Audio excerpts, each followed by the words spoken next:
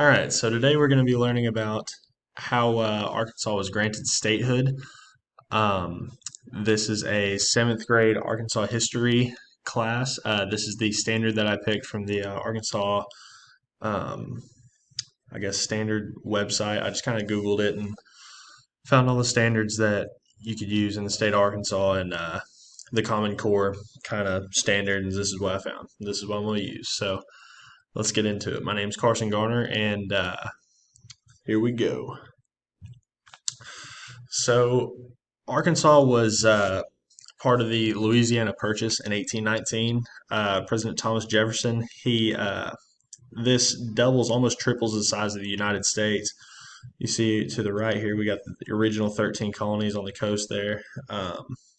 So he bought the Louisiana Purchase. He purchased it from Napoleon Bonaparte, the um, the leader of France at the time, and Napoleon needed money for the war effort going on in the East, and Thomas Jefferson needed to he felt like he needed to explore westward and expand the borders of the United States because strategically the U.S. was too small. France could turn on them at any time. Um, Spain owned Florida, and Mexico and Spain were kind of close at the time. So the U.S. was a small country on the coast. They could be blocked off easily by blockades and stuff like that. So he felt like he needed to expand westward and own all that land to the west to give the U.S. kind of a strategic, globalized, footing to get the to really get the country going. Because we're still new at the time, 1819. We're about 45 years old. I mean, that's not old at all. I mean, it's for a country that's brand new. I mean, we barely even have our own currency. We just got our constitution going. It'd be very easy for a foreign country such as New England. New England could come back, or New England, just England. England could come back. Spain, France, any of them could just take over America quite easily, actually, because we're not really set up yet. We really don't have a strong footing in the world yet. So that's what he had in mind, and he purchased. You can see up here the list of states, the whole states that we got. We got Louisiana, Missouri, Arkansas, Iowa, North Dakota, South Dakota, Nebraska, and Oklahoma. And the reason why the Louisiana Purchase, other than the strategic thinking, the reason this is such a big deal is because he bought it for $15 million. He bought all of this land for $15 million. Here's a real world connection for you. $15 million back then was $319 million now. Right, their house is worth $319 million. Right, so I mean, basically, if you break it down, at the time he only paid 4 cents an acre. An acre is not a small piece of land. An acre is pretty vast. My nana lives on 1 acre, and we ride dirt bikes over there, right? So it's a pretty good little piece of land there. So it's 4 pennies every acre for all of this, right? So that was pretty great. So how Arkansas came to be was it was originally part of the Mississippi Territory.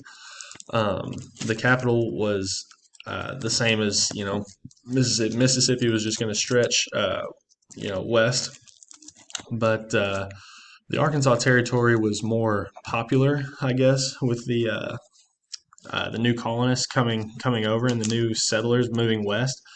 So Arkansas basically became the more dominant territory. So instead of just switching it to the Arkansas Territory, we just cut them in half. We just said, all right, Arkansas is going to be a different territory, and Mississippi is going to keep their own thing. So we're going to, cut the line down the middle.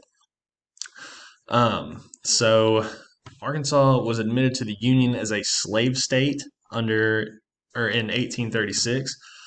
Um, and I want you guys to realize that just because you want to be a state doesn't mean you can be a state. You can't just everybody get together and be like, we want to be a part of the union. Oh, okay, yeah. No, that's not how it works. So this is what we're going to cover here. So you have to pass these certain requirements, right? So the requirements of statehood is you have to adopt a local form of government in compliance with the Constitution. So we have the national Constitution, obviously, and then every state has their own constitution. It's very similar to the national one, but every state needs their own local government and their own, set of laws and rules and regulations. Um, because that's the way our governments work founded. We're set up into federal and local governments, and the federal overrides the local governments, but only whenever the situation gets to a federal level. So basically, every state is in charge of themselves until it becomes a national problem. So that's what we had to do first. We had to create our own form of government, our own constitution, to get ratified and get us prepared to become a state. So we also at least have to have 42,000 people that live like permanently within the borders. At the time, we had 52, so we were good there. It's still not a whole lot of people. Hot Springs, where I'm from, is 60,000. So I mean that's barely anybody. But that was the minimum requirement. Uh, and then finally, we got to get Congress to hold a majority vote on the territory becoming a state. That means both the House and the Senate have to sit down, discuss whether or not we need to be a state, and then they either say yay or nay, whatever. I don't know, whatever they say in there. Right. So,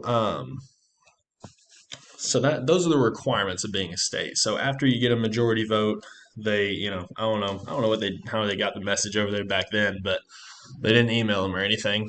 But basically, Congress approves or denies a state of being a state or a territory of being a state.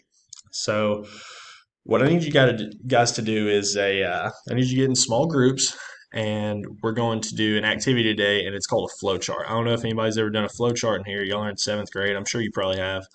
Um, but I need y'all to create a timetable of Arkansas becoming a territory and then a state. I need y'all to give me dates. I need you to give me details. I just need all the good stuff. I need you to explain to me in chronological order how Arkansas came to be. Right. So I need y'all to do that. I need you to tell me like how they were able to do it. Don't just tell me, just oh they said they wanted to, so they did it. No, that's not good enough. I need you to, start with the Louisiana Purchase, and I need you to go all the way from whenever, we started to be a state. So for those of you that are confused on what a flow chart actually looks like, this is what it is. So, a flow chart is, it starts here, then it goes here, then here.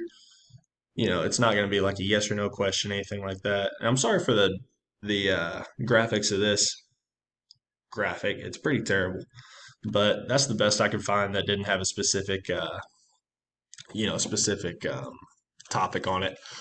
So yeah, I need you guys to get in small groups. Actually, I'll make the small groups. I got that in my lesson plan. Whenever we find that out, whenever you take a look at that, I need you to create a timetable of Arkansas becoming a territory, then a state, and then I need you to list all the requirements of a territory trying to become a state. So that's going to be our activity today. I will assess you guys. I will give you guys a test after the fact. When it's Wednesday today, we're going to come in and or no, it's Tuesday today.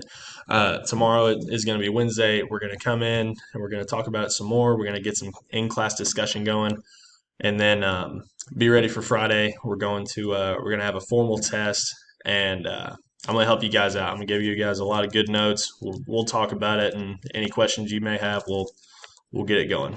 All right, guys. I'll see y'all later.